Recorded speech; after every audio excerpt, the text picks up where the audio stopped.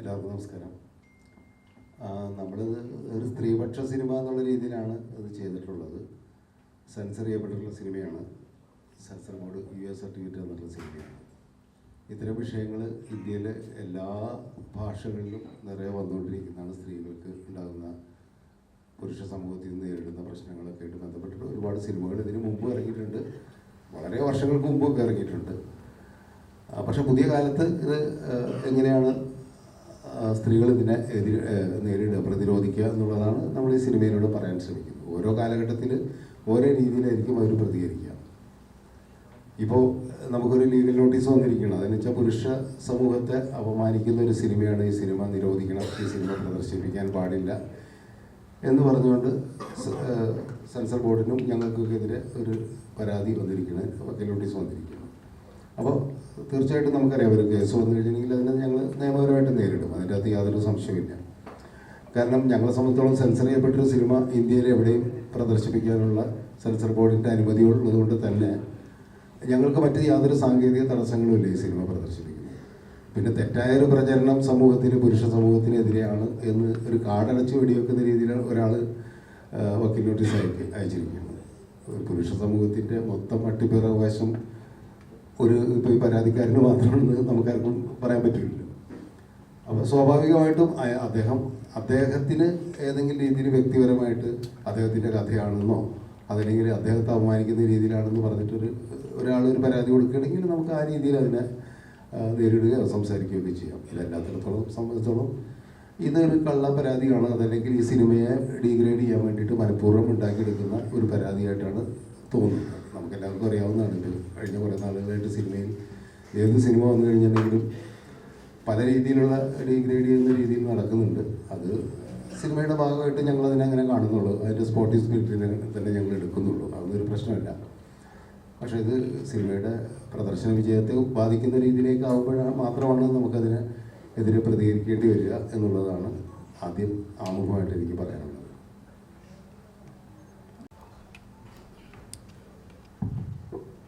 ഈ സിനിമയിൽ അഡ്രസ്സ് ചെയ്യപ്പെടുന്ന വിഷയം എന്ന് പറയുന്നത് ഒരു മാരിറ്റൽ റേപ്പിനോട് ബന്ധപ്പെട്ടിട്ടുള്ള ഒരു സബ്ജക്റ്റാണ് ഈ സിനിമ കൈകാര്യം ചെയ്യുന്നത്. ആ വിഷയം എന്ന് പറയുന്നത് നിയമം ലാക്വിനെയാണെന്ന് ലീഗൽ ലാംഗ്വേജിൽ പറയും. എന്ന് വെച്ചാൽ നിയമത്തിൽ അഡ്രസ്സ് ചെയ്യപ്പെടാത്തൊരു വിഷയമാണ്. അതായത് കൃത്യമായൊരു ലോ ഇല്ല. അങ്ങനൊരു സംഭവം നടന്നു കഴിഞ്ഞാൽ എന്താണ് ചെയ്യേണ്ടത്, പരാതിപ്പെടാനോ അല്ലെങ്കിൽ അങ്ങനത്തെ കാര്യങ്ങളിലൊന്നും വ്യക്തമായ നിയമമില്ല. പക്ഷെ ലോ കമ്മീഷൻ അടുത്തിടെ ഉണ്ടായിരുന്ന നിയമത്തിൻ്റെ അമെൻമെൻറ്റ് അല്ലെങ്കിൽ ഭേദഗതി നടത്തുന്ന കാലഘട്ടത്തിൽ ലോ കമ്മീഷൻ കൊടുത്ത റെക്കമെൻഡേഷൻ അനുസരിച്ച് മാരിറ്റൽ റേപ്പ് ഒരു നിയമത്തിൽ ഉൾപ്പെടുത്തണം, അതൊരു ഒഫൻസ് ആക്കണമെന്ന റെക്കമെൻഡേഷൻ ഉണ്ടായിരുന്നു. 2023 നിയമത്തിലും പുതിയതായി അമെൻഡ് ചെയ്ത് വന്ന ഭാരതീയ ന്യായ സംഹിതയിലും ഈ വിഷയം ഒമിറ്റ് ചെയ്യപ്പെടുകയാണ് ചെയ്യുന്നത്. അത് അങ്ങനെ നോക്കുമ്പോൾ ഈ സിനിമ എന്ന് പറയുന്നത് കാലിക പ്രസക്തമായ ഒരു സിനിമയാണെന്ന് മാത്രമേ ഉള്ളൂ. അല്ലാതെ അതിൽ പുരുഷ വിരുദ്ധമാണ് എന്ന് പറയാൻ ഒരിക്കലും സാധിക്കില്ല. അതുകൊണ്ട് തന്നെ ഈ പരാതി അല്ലെങ്കിൽ ഈ ലീഗൽ നോട്ടീസ് നമ്മൾ നിയമപരമായി തന്നെ നേരിടും. അതിനുള്ള എല്ലാ കാര്യങ്ങളും ചെയ്യുമെന്ന് മാത്രമാണ് ഈ അവസരത്തിൽ പറയാനുള്ളൂ. ആമുഖമായിട്ട് ഇത്തരം കാര്യങ്ങൾ പറയാനുള്ളൂ. ഇനി നിങ്ങൾക്ക് എന്തെങ്കിലും ചോദിക്കാം. അതൊരു വ്യക്തിയാണ് വക്കീൽ നോട്ടീസിലുണ്ടാവും. അതിൻ്റെ പേര് അത് വൺ മിസ്റ്റർ ദേവരാജ്. ആളെ ഞങ്ങൾ കണ്ടിട്ടില്ല. എറണാകുളത്തുള്ള ആളാണ്.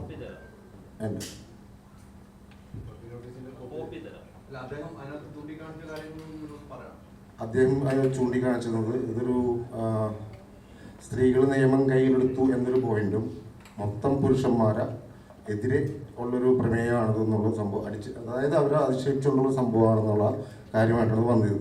ഞങ്ങളിതിൻ്റെ സ്ക്രിപ്റ്റ് വായിച്ചിട്ട് ഇതൊരു അഡ്രസ്സ് ചെയ്യപ്പെടേണ്ട വിഷയമാണെന്ന് വളരെ വ്യക്തമായി മനസ്സിലാക്കിക്കൊണ്ടാണ് ഇതിനെ ഇറങ്ങി തിരിച്ചത്. ഇതിനുള്ളൊരു വിഷയം ഏതായാലും നിങ്ങൾ പലരും സിനിമ കണ്ടിട്ടുണ്ടാവും. നിങ്ങൾക്കും അങ്ങനൊരു ഫീലിംഗ് വന്നിട്ടുണ്ടോ എന്ന് എനിക്കറിയില്ല. ഇതിൽ ഒരു വിവേകൻ എന്ന് പറയുന്ന വ്യക്തികൾ ഇങ്ങനെ ഒരു സമൂഹത്തിലുണ്ട്. കാരണം ഞങ്ങൾക്ക് ഒരുപാട് കോളുകൾ കിട്ടുന്നുണ്ട്, ഒരുപാടുള്ള മെസ്സേജ് വരുന്നുണ്ട്. ഇങ്ങനെയുള്ള പ്രശ്നങ്ങൾ ഒരു കുടുംബത്തിൻ്റെ ഉള്ളിൽ അനുഭവിക്കേണ്ടി വരുന്ന സ്ത്രീകളുടെ പ്രശ്നങ്ങൾ അവർക്ക് തുറന്നു പറയുന്നുണ്ട്. ഒരു നല്ലൊരു ഒരു പോസിറ്റീവ് കാര്യമായിട്ടാണ് ഞങ്ങൾക്ക് തോന്നുന്നത്. ഇത് അഡ്രസ്സ് ചെയ്യപ്പെടേണ്ടതാണ്, ചർച്ച ചെയ്യപ്പെടേണ്ടതാണ്, പരിഹരിക്കപ്പെടേണ്ടതാണ്. നമ്മുടെയൊക്കെ പെൺകുട്ടികൾ, നമ്മുടെയൊക്കെ മക്കൾ ഇനിയുള്ള സമയത്ത് ഇങ്ങനെയുള്ള പ്രശ്നങ്ങളുണ്ടെങ്കിൽ അവരെ പ്രതികരിക്കാൻ പ്രാപ്തരാക്കേണ്ടതാണ്. ആ ഒരു ഉദ്ദേശത്തോടെയാണ് നമ്മളിത് ഈ ഒരു ഉദ്യമത്തിന് ഇറങ്ങിയിട്ടുള്ളത്. അതൊരു വിജയം കണ്ടു എന്നുള്ളതിൻ്റെ ഒരു ലാഞ്ചനയാണ് ഞങ്ങൾക്ക് വരുന്ന ഈ മെസ്സേജുകൾ.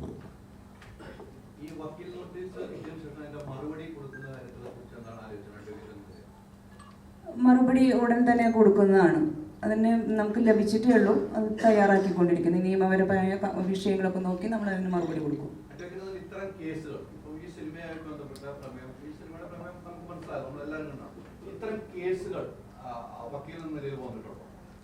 ധാരാളം വന്നിട്ടുണ്ട്. ഇത്തരം കേസുകൾ ഈ അടുത്ത് ധാരാളം പെൺകുട്ടികൾ മുന്നോട്ട് വരികയും ഇത്തരം കേസുകൾ ഫയൽ ചെയ്യാൻ പറയും ആവശ്യപ്പെടുകയും ചെയ്തിട്ടുള്ളതാണ്.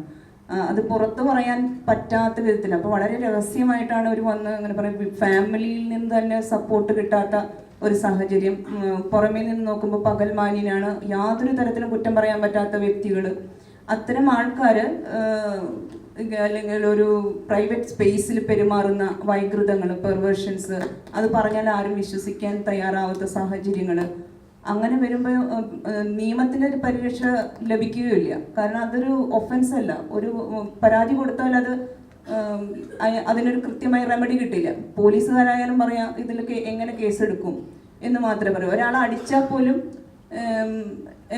നമുക്ക് കേസെടുക്കാവുന്ന ഈ ഒരു രാജ്യത്ത് ഇത്തരത്തിലുള്ള അക്രമ പ്രവൃത്തികൾ നിയമവിധേയമാണെന്നുള്ളതാണ്.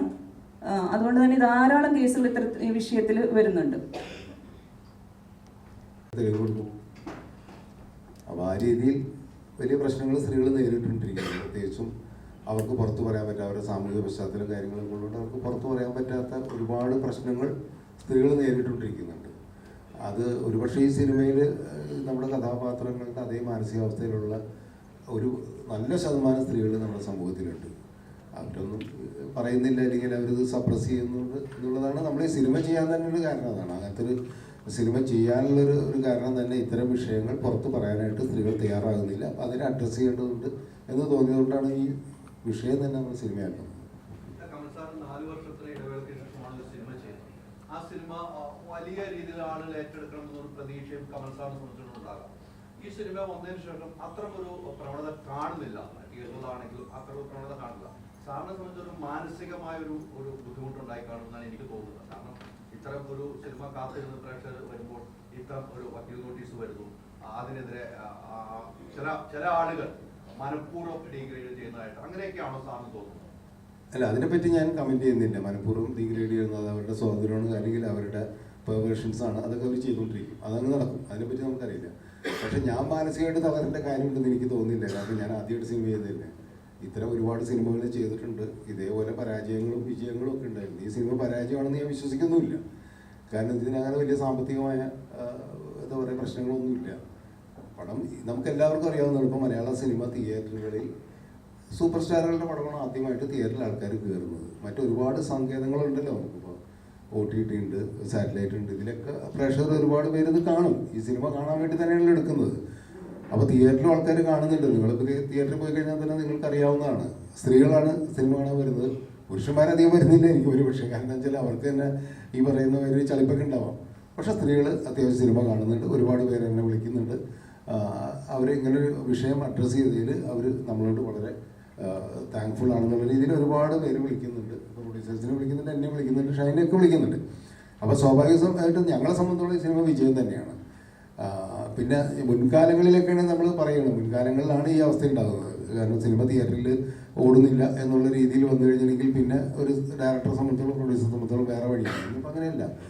ഇത് ഒരുപാട് പേരുടെ അടുത്തേക്ക് ഈ സിനിമ എത്തുമെന്ന് ഞങ്ങൾക്ക് നല്ല വിശ്വാസമുണ്ട്. കാരണം അങ്ങനെ വരുമ്പോൾ തന്നെ ഒരുപാട് സ്ത്രീകൾ ഈ സിനിമ കാണുകയും കൂടുതൽ അഭിപ്രായം വരികയും ചെയ്യുന്നതാണ് എനിക്ക് തോന്നുന്നത്. പിന്നെ സിനിമയുടെ ആത്യന്തികമായ ഒരു വിജയം എന്ന് പറയുന്നത് അത് ജനങ്ങൾ ഏറ്റെടുക്കുക എന്ന് പറയുന്നത് കുറേ കാലം കഴിഞ്ഞാലും ഏറ്റെടുക്കും. അതാണല്ലോ ഒരു സിനിമ എന്ന് പറഞ്ഞു കഴിഞ്ഞിട്ടുണ്ടെങ്കിൽ. ഇപ്പോൾ എൻ്റെ പഴയ സിനിമകളെ കുറിച്ചൊക്കെ തന്നെ ഇപ്പോൾ സംസാരിക്കുന്നത് എന്തുകൊണ്ടാണ്? അതിപ്പോഴും അവരുടെ മനസ്സിൽ കിടക്കുന്നതുകൊണ്ടാണ്. ഒരു സിനിമ കാലാധിപത്യമായിട്ട് അല്ലെങ്കിൽ കാലത്തെ അതിജീവിച്ച് കുറേ കാലം നിൽക്കുക എന്നുള്ളതാണ് ഏറ്റവും പ്രധാനപ്പെട്ട. ആ കാര്യത്തിൽ ഈ സിനിമ വലിയ സക്സസ് തന്നെയാണെന്നാണ് ഞാൻ വിശ്വസിക്കുന്നത്. അപ്പം ഈ പറഞ്ഞ റിവ്യൂവിന്റെ കേസ് വന്നാലും ശരി, ഇങ്ങനെ പരാതി നല്ലൊരു സിനിമയാണ്, പ്രേക്ഷകർ അത് സ്വീകരിക്കുമല്ലോ. അല്ല, ഞാനത് ആദ്യം പറഞ്ഞത്. കാരണം നല്ല സിനിമ എന്ന് പറയുന്നത് എപ്പോഴായാലും പ്രേക്ഷകർ സ്വീകരിക്കും. ആദ്യത്തെ ദിവസങ്ങളിൽ തന്നെ പ്രേക്ഷകർ പോയി തിയേറ്ററിൽ ഒന്ന് കാണണം എന്ന് നമുക്ക് പറയാൻ പറ്റില്ല. അത് സൂപ്പർ സ്റ്റാറിൻ്റെ സിനിമയുണ്ട്. ഇനിയും ഇപ്പം എല്ലാ തിയേറ്ററിലും പടം കളിച്ചുകൊണ്ടിരിക്കുന്നുണ്ട്. ഇനിയും സമയമുണ്ടല്ലോ. സ്ത്രീകൾക്ക് ഒറ്റയടിക്ക് ഇപ്പോൾ നിങ്ങൾ നേരത്തെ പറഞ്ഞ മാതിരി ഒരു നെഗറ്റീവ് റിവ്യൂ ഒക്കെ വരുമ്പോൾ ആദ്യം ഒന്ന് ആശങ്കയുണ്ടാവും, എല്ലാവർക്കും ഉണ്ടാവും. അതിനെ മറികടക്കുന്നത് എങ്ങനെയാണ്? അവരുടെ സുഹൃത്തുക്കളോ അവർക്ക് വേണ്ടപ്പെട്ടവർ ഈ സിനിമ കണ്ട്, പ്രത്യേകിച്ച് സ്ത്രീകൾ സിനിമ കണ്ടിട്ട് അവർ പറയും ഇത് മറ്റുള്ളവർ പറയുന്നത് നോക്കണ്ട, ആണുങ്ങൾ പറയുന്നതാണ്, ആണുങ്ങൾ കുറ്റം പറയുന്നതിൽ അർത്ഥമൊന്നുമില്ല, ഇത് നമ്മൾ കാണേണ്ട സിനിമയാണെന്ന് പല സ്ത്രീകളും പറഞ്ഞ് അവർ വന്ന് തിയേറ്ററിൽ കാണും. അതിനുള്ള സാവകാശം അവർക്ക് കൊടുക്കണം. മുൻകാലങ്ങളിലൊക്കെ സിനിമ അങ്ങനെയുണ്ട്, നിങ്ങൾക്കറിയാലോ. ഈ സോഷ്യൽ മീഡിയ ഒക്കെ വരുന്നതിന് മുമ്പുള്ള കാലത്ത് ആദ്യമൊക്കെ ഒരാഴ്ച ഒരു മനുഷ്യരുണ്ടാവില്ല ചില പടങ്ങൾ. ഇപ്പം എൻ്റെയൊക്കെ തന്നെ പല സിനിമകൾക്ക് അങ്ങനെ ഉണ്ടായിട്ടുണ്ട്. ആളില്ലാതെ ഈ സിനിമ പോയത് വിചാരിക്കുന്ന കൊടുത്തായിരിക്കും ചിലപ്പോൾ പിന്നെ വലിയ കളക്ഷനിലേക്ക് വലിയ ഹിറ്റായി മാറിയ കുറേ സിനിമകൾ ഞങ്ങളൊക്കെ ചെയ്തിട്ടുണ്ട്. അപ്പോൾ ആദ്യത്തെ ദിവസങ്ങളിൽ ചിലപ്പോൾ ഈ പറയുന്ന ഒരു സോക്കോൾഡ്. പിന്നെ നമ്മൾ ആരെ ടാർഗറ്റ് ചെയ്യുന്നു, ഏത് പ്രേക്ഷകനെ ടാർഗറ്റ് ചെയ്യുന്നത് വളരെ പ്രധാനപ്പെട്ടതാണ്. ഇപ്പോൾ നിങ്ങൾ സിനിമ കാണാൻ പോകുമ്പോൾ നിങ്ങൾ വിചാരിക്കുന്നത് എന്നെ ഉദ്ദേശമുള്ളൊരു സിനിമയല്ല, എനിക്ക് പറ്റുന്നൊരു സിനിമയല്ല എന്ന് തോന്നിക്കഴിഞ്ഞാൽ നിങ്ങളതിനെ ചിലപ്പോൾ റിജക്റ്റ് ചെയ്യാം. നിങ്ങൾക്ക് ഇഷ്ടപ്പെട്ടില്ല എന്ന് പറയും. പക്ഷേ ഇത് വേറെ ആൾക്കാർക്ക് ഇഷ്ടപ്പെടും. അപ്പം നമ്മളെ സംബന്ധിച്ചോളം അതാണ് നമ്മൾ നോക്കുന്നത്. ഏറ്റവും കൂടുതൽ ആൾക്കാർക്ക് ഇഷ്ടപ്പെടുന്നത് എന്താണെന്നുള്ളതാണ് നമ്മൾ നോക്കുന്നത്. അപ്പോൾ തീർച്ചയായിട്ടും അത് ഫസ്റ്റ് ഡേ ഓഡിയൻസിനെ അല്ല എന്നുള്ളതാണ് ഈ സിനിമ ഇപ്പോൾ തെളിയിക്കുന്നത്. സ്ത്രീപക്ഷ സംഘടനകളുണ്ടല്ലോ അവിടെ, അവര് പിന്തുണ പ്രഖ്യാപിക്കുക അങ്ങനെ ചെയ്തിട്ടുണ്ടോ? തീർച്ചയായിട്ടും ഒരുപാട് പേര് എന്നെ വിളിക്കുന്നുണ്ട്. കാരണം നമുക്കറിയാവുന്നതാണല്ലോ, അവർക്കൊക്കെ പല രീതിയിൽ ഈ സോഷ്യൽ മീഡിയ അറ്റാക്ക് വരുമെന്ന് പേടിച്ചിട്ടായിരിക്കും അവർ പരസ്യമായിട്ട് പലരും രംഗത്ത് വരാത്തത്. അല്ലാതെ ചില ആൾക്കാരുണ്ട്. ഇപ്പോൾ ഈ ട്രാൻസ് വുമണൊക്കെ ഒരുപാട് പേര് അവരുടെ സംഘടനയൊക്കെ ഞങ്ങളൊക്കെ വിളിച്ചിട്ട് അവർ പരസ്യമായിട്ട് പിന്തുണക്കായിട്ട് വന്നിട്ടുണ്ട്. കാരണം ഏറ്റവും കൂടുതൽ ഈ സിനിമയിൽ പറയുന്ന വിഷയം എന്ന് പറഞ്ഞാൽ മൈ ബോഡി മൈ പ്രൈഡ് എന്നാണ്. എൻ്റെ ശരീരം എൻ്റെ അവകാശം. അതിൻ്റെ പ്രശ്നങ്ങൾ നേരിടുന്ന സ്ത്രീകളെ പോലെ തന്നെ ഈ ട്രാൻസ് വുമൺ ഒരുപാട് നേരിട്ടുകൊണ്ടിരിക്കുന്നുണ്ട്. അവരുടെ കമ്മ്യൂണിറ്റി വല്ലാതെ അതിന് വിധേയരായിക്കൊണ്ടിരിക്കുന്ന അവസ്ഥയിൽ അവരൊക്കെ അത് ഏറ്റെടുക്കുന്നുണ്ട്. പരസ്യമായിട്ട് ചിലപ്പോൾ അവർ ഈ സിനിമ എൻ്റേതാണെന്ന് പറഞ്ഞിട്ട് വരാനായിട്ട് ഇപ്പോഴത്തെ കാലത്ത് മടിക്കുന്നുണ്ട് എന്നുള്ളതിൻ്റെ കാര്യം നിങ്ങൾക്കറിയാമല്ലോ. പക്ഷെ അതുകൊണ്ട് പിന്തുണയില്ല എന്ന് നമുക്ക് പറയാൻ പറ്റില്ല.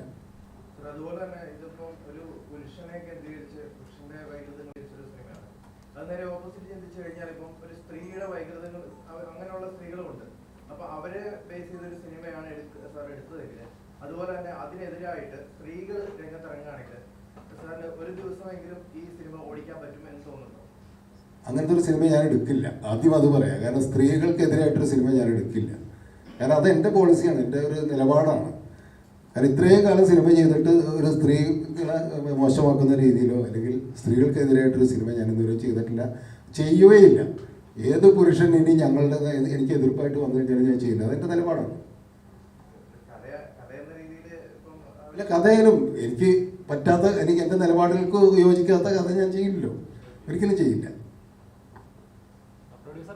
അങ്ങനെയുള്ളൊരു വൈകല്യങ്ങളുള്ളവർക്ക് മാത്രമേ എനിക്ക് എൻ്റെ ഒരു പേഴ്സണൽ ഫീലിംഗ് ആണത്. അങ്ങനെയുള്ള വൈകല്യങ്ങളും അങ്ങനെയുള്ള വിവേകാനന്ദൻ്റെ ക്വാളിറ്റി ഉള്ള അവരായിട്ട് കണക്ട് ചെയ്യുന്ന ആൾക്കാർക്കായിരിക്കും ഇത് കൂടുതൽ ഇഷ്ടപ്പെടാതെ പോകുന്നതും അല്ലെങ്കിൽ ഒരു എതിർപ്പ് ഉണ്ടാവുന്നതും എന്നെനിക്ക് എൻ്റെ പേഴ്സണൽ ഫീലിംഗ് ആണ്. അല്ല, ഇപ്പോൾ പറഞ്ഞ നമ്മുടെ കുറച്ച് പേരെ ഉണ്ടല്ലോ, അതൊരു എന്താ പറയുക, ഫിസിക്കൽ ഒരു അസുഖം കൂടിയല്ലേ അത്? അതൊരു അസുഖം ആയിരിക്കാം. അതങ്ങനെയുള്ളൊരു കാര്യങ്ങളെല്ലാം ഒരു സത്യം പറഞ്ഞാൽ ഒരു സൈക്കോളജിസ്റ്റ് കൂടി ഇന്ന് വേണ്ടിയിരുന്നതാണ്. ഒരു സീനിയറായിട്ടുള്ളൊരു സൈക്കോളജിസ്റ്റ് എന്നെ വിളിച്ചിരുന്നു. അദ്ദേഹം എന്നോട് പറഞ്ഞ ചില ശൈലി, ഇത് വളരെ നല്ലൊരു സബ്ജക്റ്റാണ് നിങ്ങൾ തിരഞ്ഞെടുത്തിരിക്കുന്നത്.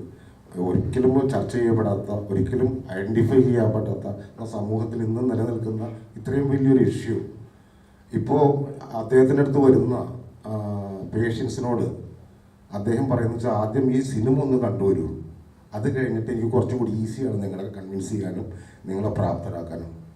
അദ്ദേഹത്തെ ഞാൻ സത്യം പറഞ്ഞാൽ കൊണ്ടുവരാൻ പറ്റില്ല. അതുകൊണ്ട് അദ്ദേഹത്തിൻ്റെ തിരക്കൊണ്ടും മറ്റുള്ള കാര്യങ്ങളുകൊണ്ടും വിട്ടുപോയതാണ്. വളരെ നല്ല സഹകരണമാണ്. പ്രത്യേകിച്ചും ഇപ്പോഴത്തെ കണ്ടീഷനിൽ മറ്റു പടങ്ങളൊന്നും ഇല്ലാത്തൊരു സാഹചര്യം കൂടിയാണ്. വളരെയധികം ഡിമാൻഡിങ് ആണ്. ഈവൻ ഞങ്ങൾക്ക് ഒരു 75 തിയേറ്റർ മാത്രമാണ് നമ്മൾ ഉദ്ദേശിക്കുന്നത്.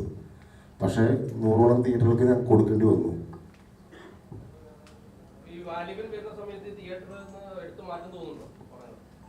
നോക്ക്, personally as a producer from my side Naseeb, ഈ ഒരു പടം ഞങ്ങൾ ചെയ്യുമ്പോൾ വലിയൊരു സാമ്പത്തിക ലാഭം ഞങ്ങൾ പ്രതീക്ഷിച്ചിട്ടില്ല.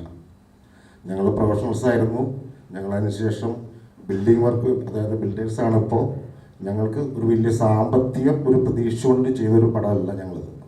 പ്രത്യേകിച്ചും ഇങ്ങനെ ഒരു സിനിമ ഇൻഡസ്ട്രിയിൽ ഇങ്ങനൊരു സബ്ജക്റ്റ്, ഇതേപോലെ ലെജൻഡറി ഒരു ഡയറക്ടർ, പിന്നെ ഈ ഒരു സബ്ജക്റ്റ് ഇതൊരു അഡ്രസ്സ് ചെയ്യപ്പെടേണ്ട ഒരു സബ്ജക്റ്റ് എന്ന് തോന്നുകൊണ്ടും അതൊരു ആരും ഇതുവരെ ചെയ്യാതിരുന്നുകൊണ്ടും ഞങ്ങൾ ഒരു അറ്റംപ്റ്റ് ചെയ്തതാണ്. വാലിബം വരുമ്പോൾ പടം എടുത്ത് മാറ്റുക എന്നുള്ളത് തിയേറ്ററുകാരുടെയും ഡിസ്ട്രിബ്യൂട്ടറൊക്കെ ഇതനുസരിച്ചാണ്, മനസ്സിലായില്ലേ? അപ്പോൾ അതിനെപ്പറ്റി ഞങ്ങൾ നേരത്തെ ബോധവാന്മാരായിരുന്നു. അതുകൊണ്ട് തന്നെ ഇത് മാറില്ല എന്നുള്ളൊരു വിശ്വാസം കൊണ്ട് തന്നെയാണ് ഈ സമയത്ത് റിലീസ് ചെയ്തത്.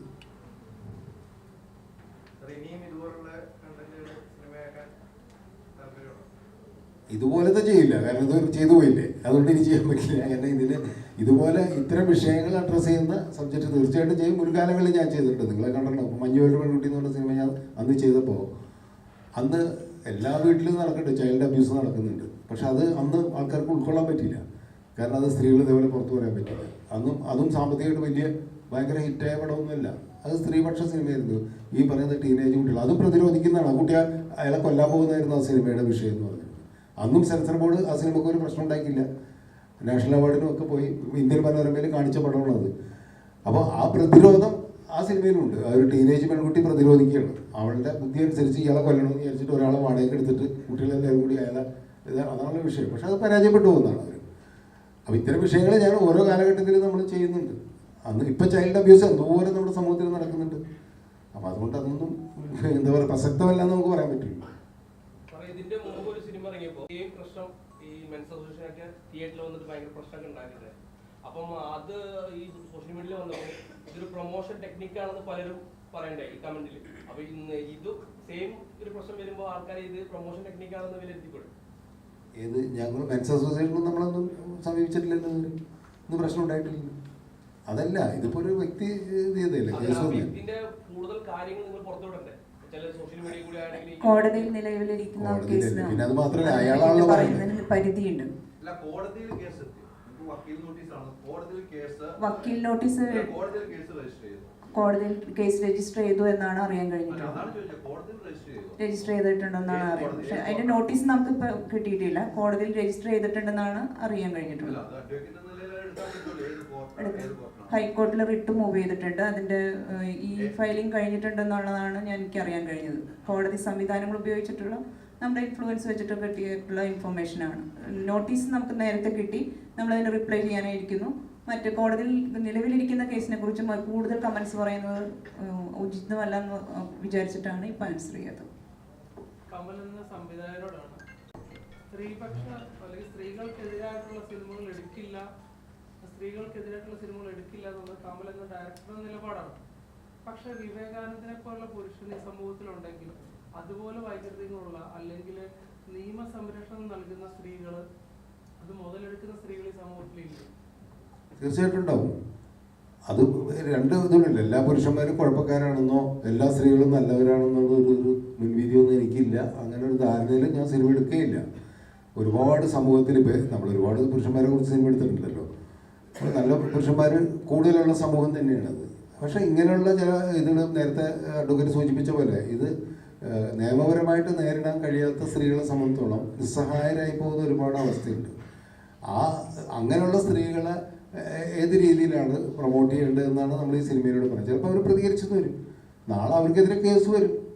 അതൊക്കെ ഇല്ലെന്ന് പറയുന്നില്ല, അതൊക്കെ സിനിമയിൽ ഞാൻ കാണിക്കണമെന്നില്ലല്ലോ. നാളെ ഇതിനെതിരെ പറഞ്ഞവർ ആരെങ്കിലും ഈ മറ്റേതെങ്കിലും കഥാപാത്രം ഇവർക്കെതിരെ കേസ് കൊടുക്കാം. പോലീസ് തൽക്കാലം ഇവരെ വെറുതെ വിടുന്നുണ്ടെങ്കിലും നമ്മുടെ സമൂഹത്തിൽ നമ്മൾ കാണുന്നില്ല, ഇത്തരം കാര്യങ്ങൾ വരുമ്പോൾ പോലീസ് വെറുതെ വിടുന്നു. പുരുഷന്മാരെ തന്നെ വിടുന്നില്ലേ, അത് വിടും. പിന്നെ കുറച്ച് ദിവസം കഴിയുമ്പോൾ കേസ് വരുമ്പോൾ അറസ്റ്റ് ചെയ്യും എന്ന് പറഞ്ഞ പോലെ ചിലപ്പോൾ ഈ സ്ത്രീകൾക്കെതിരെ കേസ് വരുമായിരിക്കും അറസ്റ്റ് ചെയ്യുന്നത്. അതെല്ലാം സിനിമയിൽ കാണിക്കണമെന്നില്ലല്ലോ. അപ്പം നിയമം കയ്യിലെടുത്തുകൊണ്ട് അത് നിയമം കയ്യിലെടുത്തു കഴിഞ്ഞില്ലെങ്കിൽ ശിക്ഷിക്കപ്പെടേണ്ടതാണ്, കേസെടുക്കേണ്ടതൊക്കെയാണെന്നുള്ള ബോധ്യം എനിക്കുമുണ്ട്. അപ്പം ഞാൻ പറഞ്ഞു വരുന്നതാണ്, കാരണം എല്ലാ പുരുഷന്മാരും മോശമാണെന്ന് ഈ സിനിമയിലൂടെ പറയാൻ ശ്രമിച്ചിട്ടില്ല.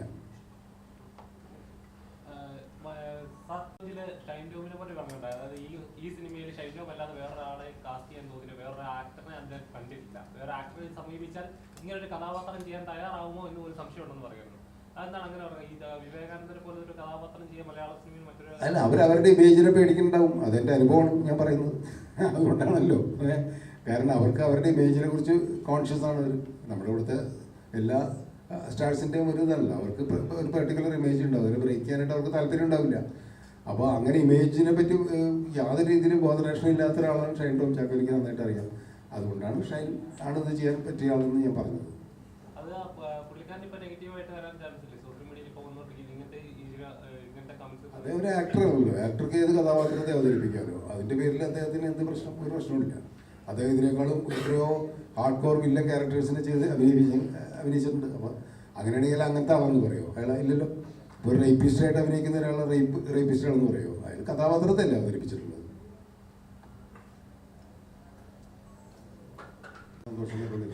പ്രത്യേകിച്ച് ഞങ്ങളെപ്പോലുള്ള പഴയ തലമുറയിലുള്ള ആൾക്കാർ ഇങ്ങനൊന്നും സബ്ജക്റ്റ് ഒന്നും അറ്റംപ്റ്റ് ചെയ്യില്ല എന്നാണ് തെറ്റിദ്ധാരണ. പക്ഷെ അത് തെറ്റിദ്ധാരണ തന്നെയാണ്. കാരണം ഒരു പ്രത്യേക കാലഘട്ടത്തിൽ അത്തരം സിനിമകളിലേക്ക് നമ്മൾ അധികം പോയിട്ടില്ല എന്ന് മാത്രമേ ഉള്ളൂ. അതിന് മുമ്പുള്ളൊരു കാലം നിങ്ങൾ ആലോചിച്ച് നോക്കുക. സിനിമയിൽ വളരെ പരീക്ഷണങ്ങൾ ഒരുപാട് നടന്നിട്ടുള്ള ഒരു ഇൻഡസ്ട്രിയാണ് മലയാള സിനിമ. ഇന്ന് മാത്രമല്ല, സിനിമ ഉണ്ടായിട്ട് കുറേ വർഷങ്ങളായില്ലേ. എത്ര പരീക്ഷണങ്ങളിലൂടെ നടന്നിട്ടുണ്ട്. എത്രയോ ശക്തമായ സ്ത്രീ കഥാപാത്രങ്ങളുള്ളൊരു സമ്പന്നമായൊരു ഇൻഡസ്ട്രിയാണ് മലയാള സിനിമ. അപ്പോൾ ആ രീതിയിൽ തന്നെയാണ് എന്നെ പലരും വിളിച്ചിട്ട് സംസാരിക്കുകയും ചെയ്തത്. ഓഡിയോ ലോഞ്ചിൽ പറഞ്ഞ ഞാൻ കുറേ നാൾ വീട്ടിലിരുന്നു എന്ന് സാർ അന്ന് ഓഡിയോ ലോഞ്ചിൽ പറഞ്ഞു. കുറേ നാളിരുന്നു, ഞാനൊരു നടന്റെ പിന്നാലെ നടന്നാണ് എനിക്ക് ഇരിക്കേണ്ടതായി വന്നത്. ഇനി സാറിന്റെ തുടർച്ചയായ ഒരു സിനിമ പ്രേക്ഷകർക്ക് കിട്ടുമെന്ന് നമുക്ക് പ്രതീക്ഷിക്കാം. അതെനിക്കിപ്പോൾ ഒന്ന് പ്രഡിക്റ്റ് ചെയ്യാൻ പറ്റില്ല. കാരണം എന്ന് വെച്ച് കഴിഞ്ഞാൽ പല ഘടകങ്ങളും ഒത്തു വരണം. പുതിയൊരു കഥയുണ്ടായി വരണം, കഥ എനിക്ക് വർക്ക് ചെയ്യണം, അതിന് ചെയ്യാൻ പറ്റുന്ന പ്രൊഡ്യൂസർ വരണം. അപ്പോൾ ആർട്ടിസ്റ്റ് നമുക്കറിയാമല്ലോ, ഇപ്പോൾ ആർട്ടിസ്റ്റുകളുടെ ഒരു പ്രശ്നം എന്ന് പറഞ്ഞു കഴിഞ്ഞാൽ അവർക്ക് ഒരുപാട് ചോയ്സ് ഉണ്ട്. ഇഷ്ടംപോലെ പടങ്ങൾ നടക്കുന്നുണ്ട്, ഒരുപാട് ഡയറക്ടേഴ്സ് ഉണ്ട്, ഒരുപാട് പ്രൊഡക്ഷൻ നടക്കുന്നതുകൊണ്ട് തന്നെ അവരുടെ അടുത്ത് വരുന്ന ഒരുപാട് കഥകളുണ്ട്. ചോയ്സ് ഉള്ളതുകൊണ്ട് അവരാണ് തീരുമാനിക്കേണ്ടത് ഏത് പടം ചെയ്യണം, ഏത് പടം ചെയ്യേണ്ടതെന്ന്. അപ്പോൾ അങ്ങനെയുള്ള ചില ഡിലേകൾ വരും. അല്ലാതെ സിനിമ ചെയ്തുകൊണ്ടിരിക്കും. കാരണം നമ്മുടെ തൊഴിലതാണല്ലോ. ഇത്രയും വർഷം സിനിമ ചെയ്തിട്ട് തന്നെയാണ് ഇനിയും സിനിമ ചെയ്തുകൊണ്ടിരിക്കും. ഒരാഴ്ച തന്നെ ഏകദേശം 8 പടങ്ങളോളം ഇറങ്ങുന്നുണ്ട്. അപ്പം അതിനുശേഷം അതിൽ നിന്ന് തന്നെ ഓടുന്ന കഷ്ടിച്ച് 2 ആഴ്ചയെങ്കിലും ഓടുന്നത് 1-2 പടങ്ങൾ മാത്രമാണ്. ബാക്കി പടങ്ങളെല്ലാം ഇതിൽ വാഷൗട്ടേക്ക് പോവാണ്. അപ്പോൾ സത്യം പറഞ്ഞാൽ മലയാള സിനിമയുടെ പഴയ ഒരു എന്താ പറയുക, നല്ല കണ്ടന്റ് ഓറിയന്റഡ് സിനിമകൾ അല്ലെങ്കിൽ പ്രേക്ഷകർ സ്വീകരിക്കുന്ന സിനിമകൾ എന്ന് പറഞ്ഞാൽ കുറഞ്ഞു വന്നുകൊണ്ടിരിക്കുകയാണ്. ശരിക്കും അത് മലയാള സിനിമയുടെ വീഴ്ചയായിട്ടാണ് ഡയറക്ടർ എക്സ്പീരിയൻസ് ആണ്. അല്ല, അതിന് ഞാൻ നേരത്തെ ഈ മറ്റേ ആർട്ടിസ്റ്റുകളുടെ ചോയ്സ് പറഞ്ഞവര് പ്രേക്ഷകരും ചോയ്സ് ഉണ്ട്. ഇഷ്ടംപോലെ സിനിമകൾ വരുന്നതുകൊണ്ട് അവനും എന്താ പറയുക തിരഞ്ഞെടുക്കുന്നതിൽ ചില പ്രശ്നങ്ങൾ വരും. അവന് 2 രീതിയിലുള്ള ചോയ്സ് ഉണ്ട്. അവർ തന്നെ പറയുന്നുണ്ടല്ലോ, തിയേറ്റർ എക്സ്പീരിയൻസ് എന്ന് പറഞ്ഞിട്ട് ചില സിനിമ തിയേറ്ററിൽ പോയി കാണണം, ചില സിനിമ OTT കണ്ടാൽ മതി എന്ന് അവർ തീരുമാനിക്കുന്നത്. അത് അവരുടെ ചോയ്സാണ്, നമുക്ക് അവരെ കുറ്റം പറയാൻ പറ്റില്ല. പക്ഷേ പ്രേക്ഷകർ ഇത് കാണുക എന്നുള്ളതാണ് ഏറ്റവും പ്രധാനം. ഇപ്പോൾ നമ്മളൊരു പ്രോഡക്റ്റ് ഉണ്ടാക്കിയിട്ട് അത് മുൻകാലങ്ങളിൽ ആ സാഹചര്യം ഉണ്ടായിരുന്നില്ല. തിയേറ്ററിൽ കണ്ടില്ലെങ്കിൽ ആ സിനിമ പിന്നെ കാണില്ല. പിന്നീടാണല്ലോ ഈ ടെലിവിഷൻ ചാനലുകളൊക്കെ വരാൻ തുടങ്ങിയിട്ട് പഴയ സിനിമകൾ വീണ്ടും കാണാൻ തുടങ്ങി. അപ്പോൾ ഒരുപക്ഷെ തിയേറ്ററിൽ വൻ പരാജയമായ സിനിമകൾ ടെലിവിഷനിൽ വന്നിട്ട് ഇത് നല്ല സിനിമയായിരുന്നില്ല, ഇത് എന്താ ഓടാഞ്ഞെന്നൊക്കെ ചോദിക്കുന്ന അനുഭവങ്ങളൊക്കെ എനിക്കും ഉണ്ടായിട്ടുണ്ട്. പക്ഷെ എന്ത് ചെയ്യാൻ പറ്റും, അന്നത്തെ കാലത്ത് ചില സാഹചര്യങ്ങളിൽ തിയേറ്ററിൽ ഓടി വർക്കൗട്ട് ആയിട്ടുണ്ടാവില്ല. പക്ഷെ ഇന്ന് തിയേറ്ററിൽ വർക്കൗട്ട് ആവാത്ത എത്ര സിനിമകൾ നിങ്ങൾക്ക് തന്നെ അറിയാലോ OTT ഭയങ്കര ശ്രദ്ധ നേടിയിട്ടുണ്ട്. അപ്പോൾ തിയേറ്റർ എക്സ്പീരിയൻസ് വേറെ, OTT അല്ലെങ്കിൽ നമ്മുടെ സ്വകാര്യതയിലിരുന്ന് നമ്മൾ സിനിമ. അപ്പോൾ എന്തായാലും സിനിമ എന്ന് പറയുന്നത് അങ്ങനെ തള്ളിക്കളയേണ്ട ഒരു മീഡിയ അല്ല. അതുകൊണ്ടാണ് ഇത്രയധികം സിനിമ ഇവിടെ ഉണ്ടാകുന്നത്, ഇത്തരം ഒരുപാട് പ്രൊഡ്യൂസേഴ്സ് ഇവിടെ വരുന്നത്. സിനിമയിൽ ഒരുപാട് ആർട്ടിസ്റ്റുകൾ അഭിനയിച്ചിട്ടുണ്ട്. അപ്പോൾ ഈ കേസ് വന്നു പറഞ്ഞപ്പോൾ അവരുടെ ഒരു പ്രതികരണം അല്ല, അവരൊന്നും ഇതിൽ കക്ഷികളില്ലാത്തതുകൊണ്ട് അവർ സ്വാഭാവികമായിട്ട് നമ്മൾ വിളിച്ചിട്ട് എന്താ കാര്യം എന്ന് അന്വേഷിക്കുന്നു. പിന്നെ ഇതിപ്പോൾ ഒന്ന് ന്യൂസായിട്ടൊന്നും അധികം വന്നിട്ടില്ലല്ലോ. ഇനി ഞങ്ങളൊക്കെ വിളിച്ച് ചോദിച്ചു. അപ്പോൾ കേസ് നമ്മൾ നേരിടും, പ്രൊഡ്യൂസറും ഡയറക്ടറും നേരിടും. അങ്ങനെയുള്ള സാധാരണ ചെയ്യാറ്. ഇപ്പോൾ അവരുടെ പേരിലും കൂടി കേസ് ഉണ്ടെങ്കിലല്ലേ അവർക്ക് അതിൻ്റെ ഒരു ബാധ്യത ഏറ്റെടുക്കേണ്ടതുള്ളൂ.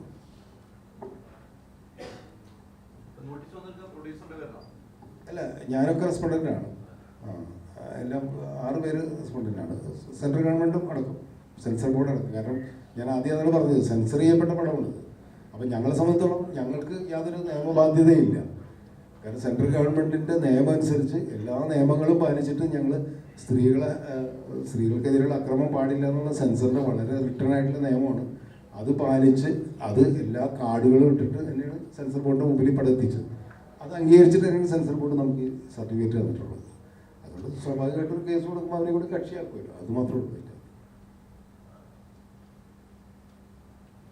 വേറൊന്നും ഇല്ലെങ്കിൽ ഞങ്ങൾ പ്രധാനമായിട്ട് പറയാൻ ഉദ്ദേശിച്ചത് തന്നെയാണ്. കാരണം ഇത്തരം സിനിമകൾ ഒരാൾക്ക് കേസ് കൊടുക്കാം, എന്ത് വേണമെങ്കിലും ചെയ്യാം, അതിനകത്തൊന്നും ആർക്കും ഒരു കുഴപ്പമില്ല. പക്ഷെ അത് തെറ്റിദ്ധരിക്കപ്പെടരുത്. കാരണം ഇത് പുരുഷ സമൂഹത്തിന് മുഴുവൻ മോശമാകുന്ന ഒരു സിനിമയാണെന്നുള്ളൊരു പ്രചരണം വരരുത്. ആ ആ പ്രചരണം വരാതിരിക്കാൻ വേണ്ടിയിട്ടാണ് ഞങ്ങൾ സത്യത്തിൽ നിങ്ങളെ കാണാനായിട്ട് ഉദ്ദേശിച്ചത്. അല്ലാതെ കേസ് വന്നുകൊണ്ട് അയ്യോ ഞങ്ങൾക്കെതിരെ കേസ് വന്നു പേടിച്ചിട്ട് നിങ്ങളുടെ മുമ്പിൽ വന്നൊന്നുമല്ല. കേസ് നിയമത്തിൻ്റെ വഴിക്ക് തന്നെ വിളിച്ചു. പക്ഷേ ഇത് തെറ്റിദ്ധാരണ ഉണ്ടാക്കരുത്. കാരണം ഇത് സ്ത്രീകൾക്ക് വേണ്ടിയിട്ട് എടുക്കുമ്പോൾ പുരുഷന്മാരെ അവമാനിക്കുന്ന ഒരു സിനിമയാണെന്ന് അങ്ങനെ ഒരു തെറ്റിദ്ധാരണ പാടില്ല. പുരുഷ സമൂഹം ചിലർ തിരിച്ചറിയേണ്ട ചില യാഥാർത്ഥ്യങ്ങൾ അതിനെക്കുറിച്ചാണ് നമ്മൾ ഇവിടെ സിനിമയിൽ പറഞ്ഞിട്ടുള്ളത്. അത് നിങ്ങളോട് പറയാൻ വേണ്ടിയിട്ടാണ് ഞങ്ങളിപ്പോൾ വന്നത്. അപ്പോൾ thank you very much. Okay.